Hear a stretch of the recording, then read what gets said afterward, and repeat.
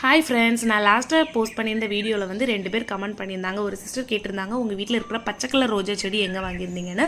So அதை நான் எங்கள் வீட்டு பக்கத்தில் இருக்கிற கார்டனில் தான் வாங்கியிருந்தேன். உங்களுக்கு தேவைன்னா கண்டிப்பாக உங்கள் வீட்டு பக்கத்தில் ஏதாவது கார்டனில் இருந்துன்னா தேடி பாருங்கள், கண்டிப்பாக கிடைக்கும். அண்ட் இன்னொரு சிஸ்டர் சொல்லியிருந்தாங்க, இந்த சின்ன க்ரோ பேக்கில் எப்படி இவ்வளோ பெரிய மல்லிகை செடி வளர்க்குறீங்க, டிப்ஸ் சொல்லுங்கள் அப்படின்னு சொல்லிட்டு. ஸோ நம்ம வளர்க்குற க்ரோ பேக் வந்து மேட்ரே கிடையாது, நம்ம அதில் என்ன மண் யூஸ் பண்ணுறோம் அப்படிங்கிறத மேட்டர். ஸோ எவ்வளோ பெரிய செடினாலும் மரமாக வளரக்கூடிய செடிகள் கூட க்ரோ பேக்கில் வச்சு நம்ம வந்து வளர்க்கலாம், நிறைய பூ பூக்கும்.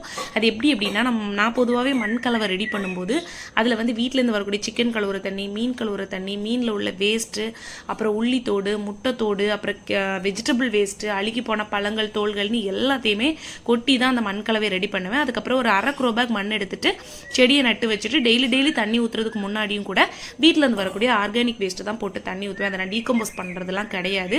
ஸோ இப்படி வளர்த்தாலே செடிகள் வந்து ரொம்ப நல்லா ஹெல்தி கண்டிஷன்ஸில் வளரும். தடவை பாய்.